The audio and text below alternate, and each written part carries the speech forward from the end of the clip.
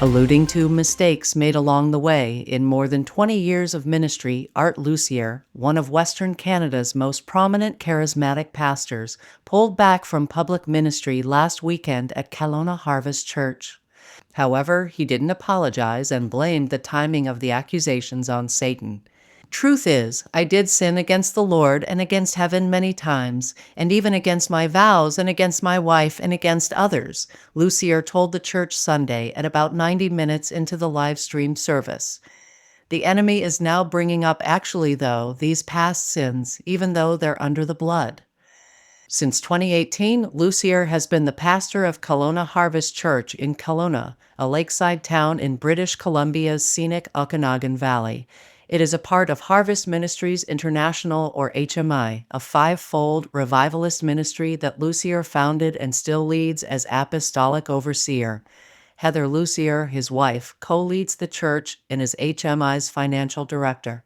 Through their fellow Canadian revivalists and friends Wes and Stacey Campbell, Lucier is connected with prophetic networks in the United States. Lucier told his church he won't be leaving HMI or the church, but will abstain from leading worship and preaching for now. "You're still going to see me around," he said. "I don't know how long I will be stepping back from this public stage ministry."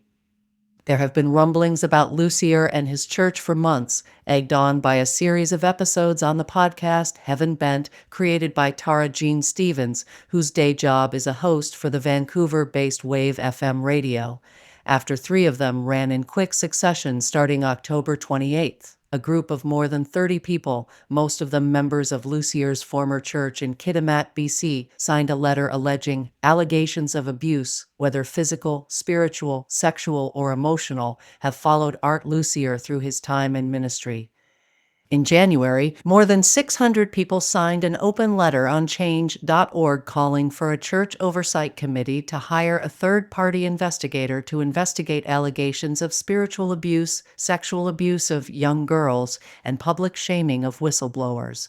The open letter, led by Lucier's son-in-law, Salem Webb, said that the allegations have had no viable resolution so far.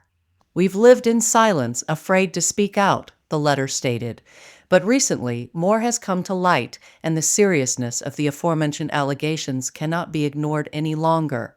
Those who look to the church for community, love, and support should not have left in pain. Neither Lucier nor the Oversight Committee responded to the Roy's report's requests for comment, but he told his church Sunday that he has sin in his past, but it was before he started this ministry, and he's already repented. These sins were dealt with in a biblical manner with boards and leaderships, bringing counsel and discipline in proper measure, Lucier told his church. The Oversight Committee has yet to hire a third-party investigator, but instead determined that the allegations were not substantiated, according to an email chain Webb posted on Facebook. After a review of the information and evidence presented, we have found no substantiated or factual basis to support the claims of grooming, sexual abuse, harassment, assault, or spiritual abuse by Art Lucier, the committee wrote in the letter. In light of this, the Oversight Committee has determined that engaging a third-party investigation is not warranted. The committee also called the matter a church matter rather than a situation to be investigated externally. "This is a church matter and falls on its governance and discipline," the letter stated. The abuses. Ruth Hurd, former member of Lucier's previous church Kitimat Harvest Church, publicly stated on the Heaven Bent podcast that Lucier accused her of being divisive for checking his teachings with her Bible. She also has spoken publicly about how Lucier kissed her on the lips when he was her spiritual leader and said the committee didn't interview her. Rather, the committee asked her to enter a Matthew 18 reconciliation process with Lucier, according to an email they sent her.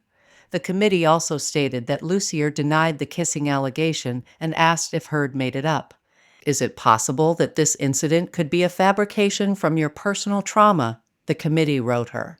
Hurd told TRR that she was 18 and Lucier was in his 40s when he kissed her on the lips, stunning her. She said she's seen him cuddling with other young women, many who called him Daddy. Webb told TRR that he's had concerns about Lucier ever since Lucier blamed the 2014 death of his daughter Brittany, Webb's wife, on God taking his protection off her. Brittany died of a lupus-related brain bleed 7 weeks after she and Webb married, Webb said. In 2022, Lucier preached a sermon stating that the couple had renounced apostolic covering and Lucier's own covering in their wedding vows, which is why God allowed her to die. I believe the Lord did lift his hand off of my daughter for her vows that she had made and for renouncing the gifts of God, the covering of myself as a father and as a sign to the church, Lucier said 46 minutes into the sermon. Webb provided TRR a copy of their wedding vows, which doesn't renounce anything. The lies were becoming more flagrant, Webb said. In the end, I decided it was important to set the record straight. Webb joined Heard in sharing his story on Heaven Bent last year. Soon, more survivors came forward and shared their experiences about Lucier on the Stories of the Survivors of the Harvest Facebook page. The page now has 380 followers. Joe Pawlowski was one of those who shared his story online. He was part of Kitimat Harvest Church that Lucier planted in Kitimat in 2003.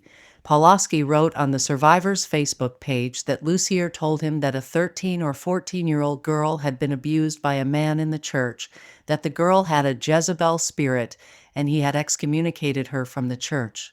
Pawlowski provided TRR copies of emails with the Oversight Committee in which the committee told him they wouldn't hire a third-party investigator. The committee also accused Pawlowski of making a defamatory claim by posting the story online. To perpetuate and claim as fact such an egregious lie is reprehensible and inexcusable, they wrote to Pawlowski. The bare minimum. Heard told TRR that she's glad Lucier resigned from preaching, but the whistleblowers still have work to do. It feels like we won a battle, she said. The war continues to rage, and I know he is likely still pulling strings behind the scenes. Now is not the time to get complacent. She's also disappointed that Lucier didn't apologize. He admitted to the bare minimum and claimed it is covered under the blood, she said. But so much remains under cover, and if sin is not brought to the light, how can it properly be cleansed?